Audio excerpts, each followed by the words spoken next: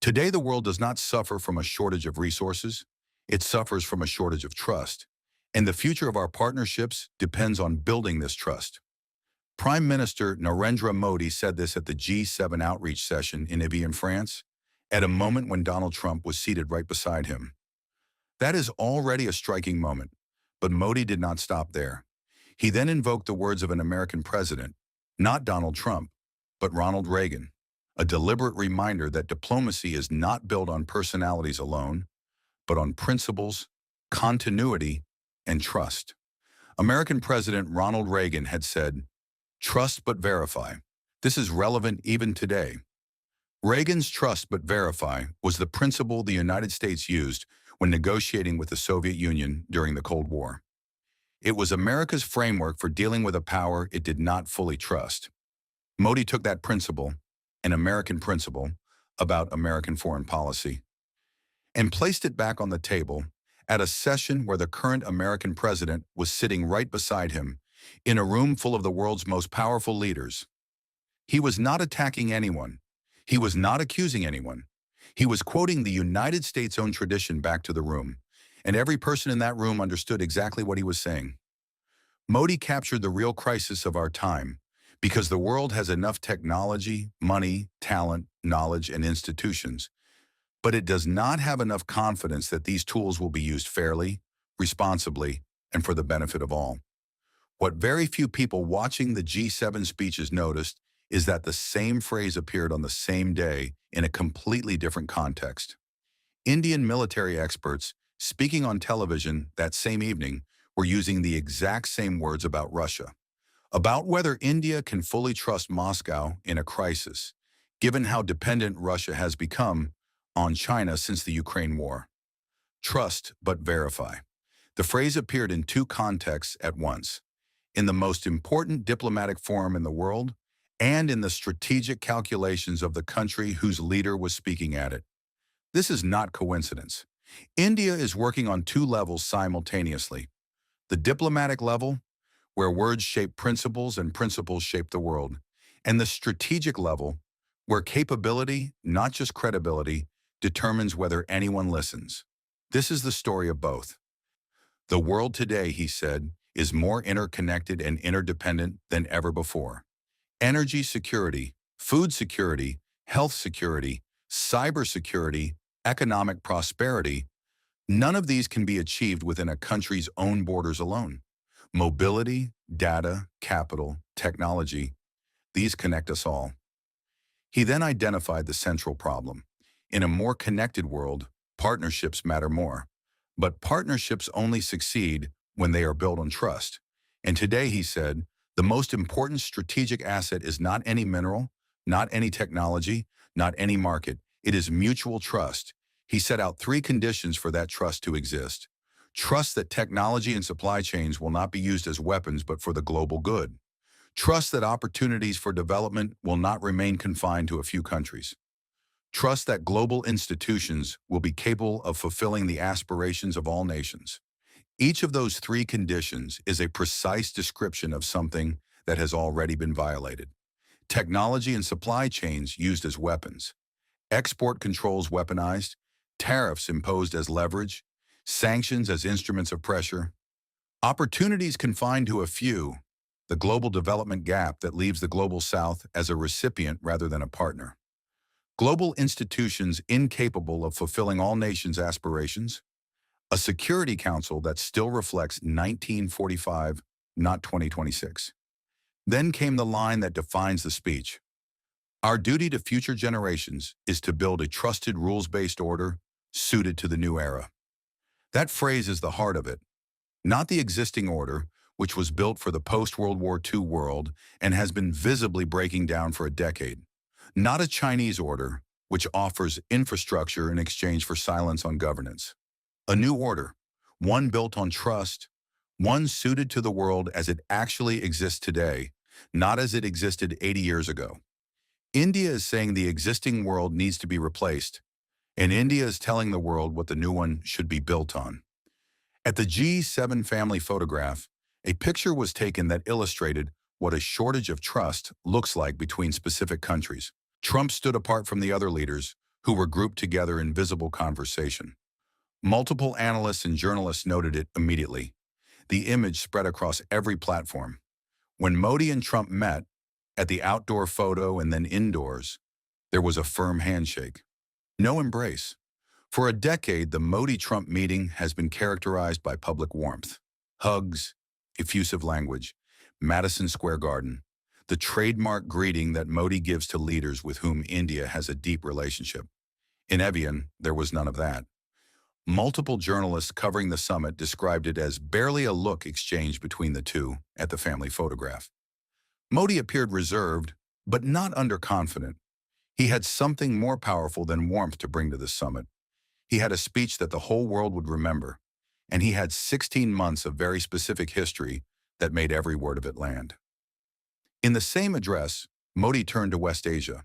The conflict, he noted, had caused loss of life and property in countries across the region. The disruption to maritime trade in the Strait of Hormuz had not only affected the region, but damaged the entire global economy. And then came the line that made it personal. Several Indian civilians lost their lives. He did not name the 3 sailors. He did not name the ships. He did not name the country whose forces fired the missiles. He simply said, "India's civilians died." Then he placed their deaths within a larger responsibility. It is our duty to ensure the safety of sailors who connect all countries through global maritime trade. Maritime routes must remain safe, and seafarers must be able to perform their duties without fear. This was said at a session where the leader of the country whose forces killed those seafarers was seated on Modi's immediate left. It was said on the official record of the G7 outreach session, filed by India's Press Information Bureau. It was said in front of every major world leader. This is how India raised the deaths of Aditya Sharma, Shivanand Chaurasia, and Panala Suresh at the highest diplomatic table in the world. Not in anger, not in accusation. In a statement of principle, in language that applies universally and cannot be disputed. In a room where every person listening could fill in the context themselves. The 3 families are still waiting for an apology. Modi made sure the world knew India had not forgotten them. The second part of Modi's address laid out what the new world order should look like in practice. He said the global South has great expectations from the global community, but their expectation is not of support, it is of partnership. They do not want to be beneficiaries of global development. They want to be participants in it. We must move beyond the donor-recipient mindset and work as equal partners, not walking near others, but walking with them. Partnerships must be linked to dignity, not dependency. This is the principle that separates India's model of global engagement from every other model currently on offer. The Chinese model offers infrastructure in exchange for strategic dependence. Ports, roads, railways built with Chinese capital, owned by Chinese creditors, carrying Chinese conditions. The Western model offers development assistance in exchange for alignment. Conditionalities attached, values prescribed, political choices shaped from outside. India offers something different. The conviction that the true test of partnership is not what you build for others, but what you enable others to build for themselves. Modi said exactly that in those exact words in his G7 address. The true test of partnership is not what we build for others, but what we enable others to build for themselves. India has always viewed the world as one family. Every effort India makes is grounded in the principle of Sarvajan Hitaya, Sarvajan Sukhaya, welfare and happiness for all. This is not rhetoric. India acted as a first responder during COVID, providing vaccines to more than 150 countries when the world's wealthiest nations were stockpiling their own supplies. India sent aid to Sri Lanka during cyclones, Afghanistan after the earthquake, Mozambique during floods, Cuba and Jamaica during hurricanes. India built the International Solar Alliance, the Coalition for Disaster-Resilient Infrastructure, the Global Biofuels Alliance, multilateral institutions created to serve the global good, not to generate dependency or debt. India is not asking the world for anything. India is offering the world a model. What dignity looks like in practice. This vision followed Modi to Slovakia. In Bratislava, he became the first Indian Prime Minister to visit in 33 years. Slovakia received him with its highest national honor, The Order of the White Double Cross, First Class. Slovak Prime Minister Robert Fico described Modi's leadership as a political miracle. President Peter Pellegrini said his record reflected public trust, perseverance, and years of service to his country. In other words, Slovakia did not merely host India, it acknowledged what India has been trying to build. India and Slovakia elevated their relationship to a comprehensive partnership. Slovakia is a European Union member. Every relationship India deepens with an EU member feeds into the India-EU Free Trade Agreement concluded in 2026. Access to a single market of 450 million consumers. And the cultural dimension of the visit ran deeper than the diplomatic. A Slovak musician named Marek Zelenek had discovered Sanskrit mantras during travels in India years ago and built a group around them. He performed for Modi in Bratislava. The Luknika Ensemble, Slovakia's most celebrated folk ensemble, sang Vande Mataram. Modi said Om Shanti. He called it a commendable initiative that showcases the enduring cultural bonds between both countries. This is what dignity-based partnership looks like. Slovakia is not India's vassal. India is not Slovakia's benefactor. They are two countries that found genuine reasons to admire each other and chose to build something together.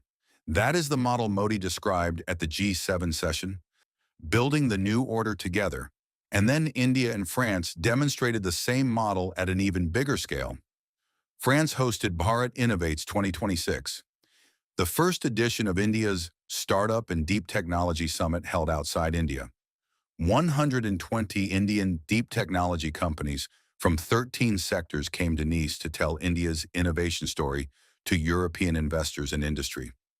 Modi said India innovates with scale and speed for a sustainable future and for the whole world. Macron said France considers India a strategic priority, not a partner of choice. He noted that Modi had become India's longest-serving prime minister since independence and called it a sign of India's strength and determination. He said France was very proud to have him there. India and France adopted the Innovation Roadmap 2030, a joint framework for cooperation in artificial intelligence, quantum computing, space, clean energy, defense, and health science through 2030. Trusted AI, ethical, safe, inclusive, human-centric, was identified as a central pillar. France committed to welcoming 30,000 Indian students by 2030. A Franco-Indian campus for aeronautics was announced for Kanpur. The India-France Innovation Network was launched to connect industries, research clusters, and innovation hubs across both countries. France is the only EU country with its own large language model capable of competing with the United States and China in AI. India has the largest pool of AI and semiconductor engineers outside the United States. Together, they bring exactly the kind of equal, dignity-based, capability-combining partnership that Modi described at the G7. France is not building for India. India is not depending on France. They are building with each other, as two civilizational states, each bringing irreplaceable strengths, shaping the future together. This is what the New World Order looks like when it is being built correctly. India and Slovakia, India and France. Partnerships of genuine substance, grounded in mutual respect, producing real outcomes. And then there is the relationship that flew to France specifically to showcase the same thing. The UAE president did not need to come to France. The G7 is not his summit. The UAE is not a member. But Sheikh Mohammed bin Zayed Al Nahyan flew to Evian anyway, specifically to meet Modi.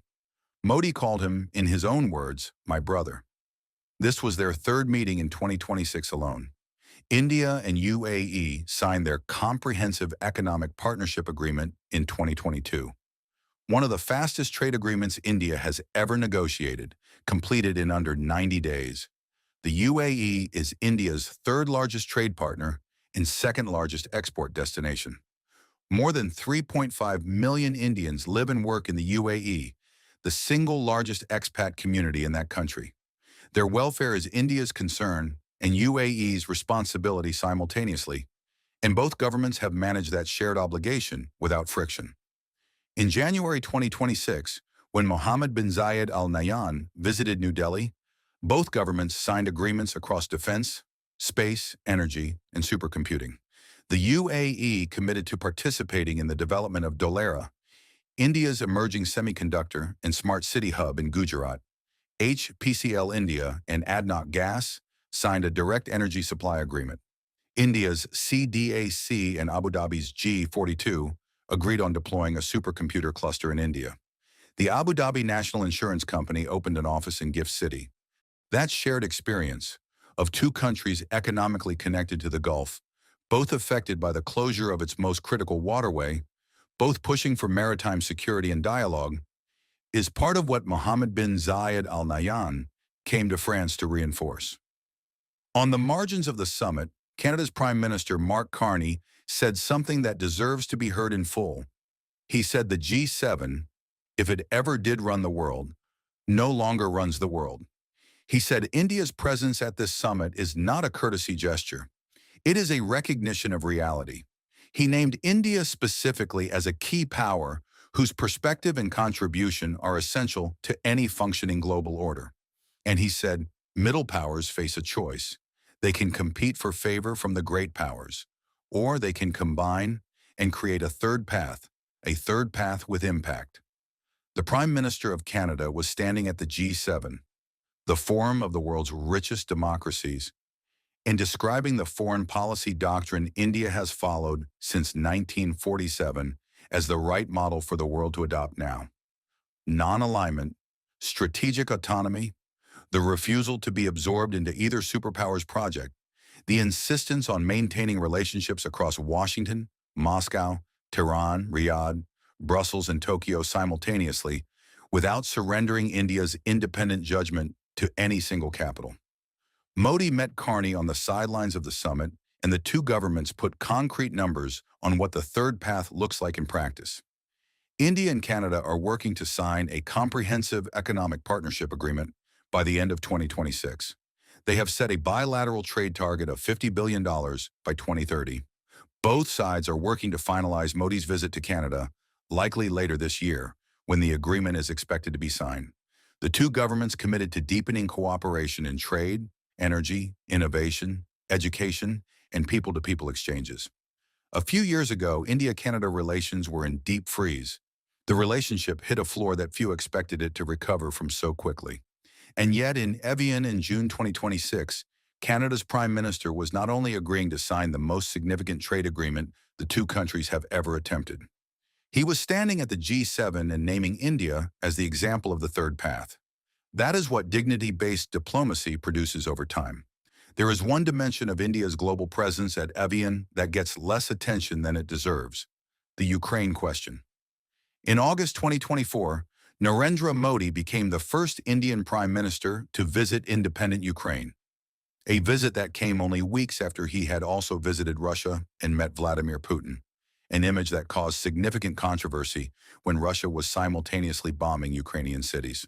Zelensky had publicly called it a devastating blow to peace efforts. India absorbed that criticism without backing down from either relationship. When Modi arrived in Kyiv, he and Zelensky visited a memorial for hundreds of Ukrainian children killed during the war. Modi told Zelensky plainly, the killing of children in conflict is not acceptable. He said India is not neutral. He said India has stayed away from the war with great conviction. But this does not mean India was indifferent. Not neutral, but not a participant, is the cleanest expression of what India's approach to the Ukraine conflict actually is. India has refused to condemn Russia by name because India depends on Russian arms, Russian energy, and Russian diplomatic support in other contexts. India has also refused to endorse Russia's conduct because India believes in territorial integrity and international law. Both things are simultaneously true. At Evian, Zelensky was also present. He met with G7 leaders and pushed for more Patriot missiles and stronger security guarantees. He said Russia was not winning and that the world needed to push Putin harder to end the war. India's position remained what it has always been. The permanent solution to any conflict comes through dialogue, not through escalation. Some see this as convenient neutrality, but look at the result. India is the one country that both Russia and Ukraine are willing to listen to. India is the one country that has maintained working relationships in Moscow, Kyiv, Tehran, Riyadh, Tel Aviv, and Washington simultaneously, without being seen as an agent of any of them. This is not fence-sitting. This is the third path that Carney described, and it requires a level of diplomatic discipline that almost no other country has demonstrated. Modi said it himself in Kiev. India has not been indifferent. India has been principled. The principle is that wars end at the table, not on the battlefield. And India's credibility comes from having consistently said the same thing to everyone. When Prime Minister Modi said the world suffers from a shortage of trust, he did not need to reach for an example. One was still unfolding. On June 15th, the United States and Iran announced a memorandum of understanding. Trump called it the greatest peace deal in the history of the Middle East. The Strait of Hormuz, he said, was open again. Signing was set for June 19th in Geneva. Stock markets rallied. India welcomed it. But look at what the deal actually is. It is not a peace treaty. It is a 60-day agreement to keep talking. Iran's nuclear program, America's sanctions, what happens to the strait after 60 days? All of it is still unanswered. Both sides are already saying different things about what they agreed to. Iran's foreign minister said ships passing through the strait will be charged service fees. Trump said it would be toll-free. Those are not the same thing. Israel is not part of the deal. Israel was still bombing Beirut the same day the deal was being celebrated. Netanyahu's own political allies called it a catastrophic failure of Israeli foreign and security policy. And Trump admitted to the New York Times plainly, if there is no nuclear agreement in 60 days, America will start bombing Iran again. Now consider the arithmetic. The Strait of Hormuz was open before this war began. America started the war. The strait closed. And now America is paying to reopen the very thing it closed. That is the deficit of trust Modi put on the table in Evian. Of all the relationships India has been managing through the Middle East conflict, the one that has proved most surprisingly resilient is the one most exposed by the war. India and Israel signed 18 defense and strategic agreements in the 18 months between October 2024 and mid-2026. 2 government-to-government frameworks for defense cooperation, agreements opening more sensitive technology exchanges than the 2 countries had ever shared before, protocols for co-production, a bilateral investment treaty. India and Israel are now in the middle of free trade agreement negotiations.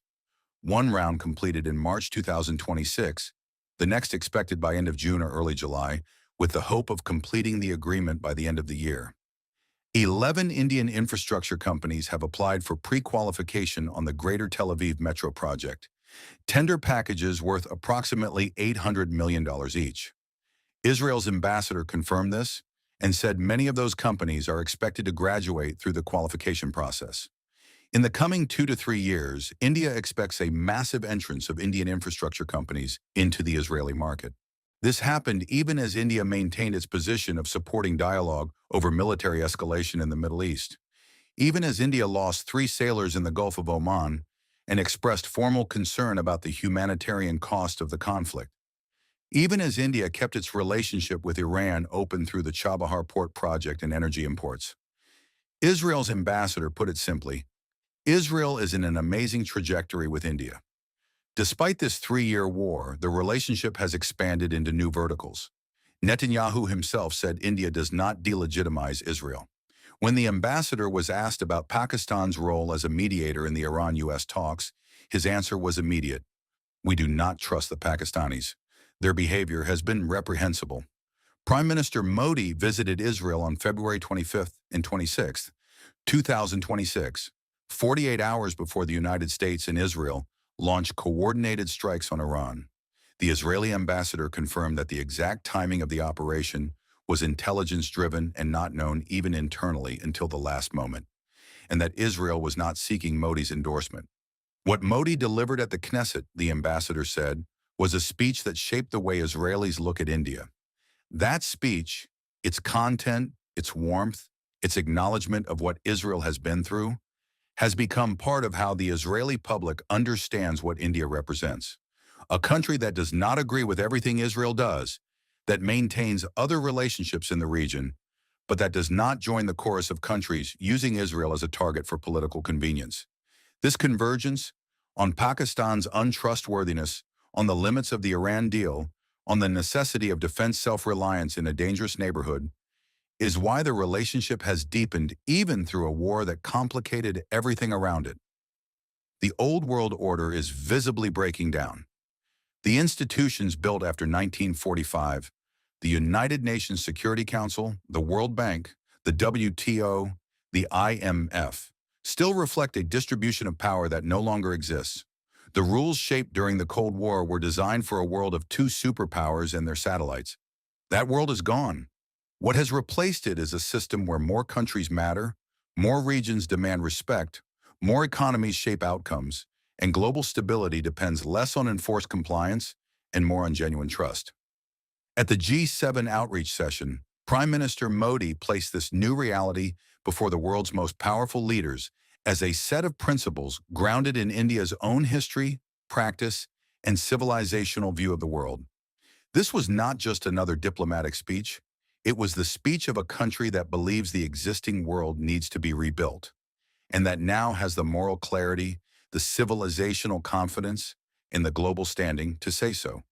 India has earned that standing through action, not through announcements. France calls India a strategic priority and signs a joint innovation roadmap for the rest of the decade. Slovakia gives its highest national honor to India's prime minister and calls his leadership a political miracle. Canada says the G7 no longer runs the world and names India as a key power of the new order. The UK signed its largest post-Brexit trade agreement with India. The UAE flew to Evian specifically for a bilateral. Israel deepened 18 agreements in 18 months through the worst conflict it had fought in a generation. And the country that imposed tariffs India's own courts, struck down as unconstitutional, is now racing to sign a historic trade deal with India before a July deadline, while simultaneously proposing new ones. All of this is happening at once. And it is happening because India has been consistent through pressure, through provocation, through pain, in holding the same position. India will engage with every country. India will not become dependent on any of them. India will trust, but it will verify.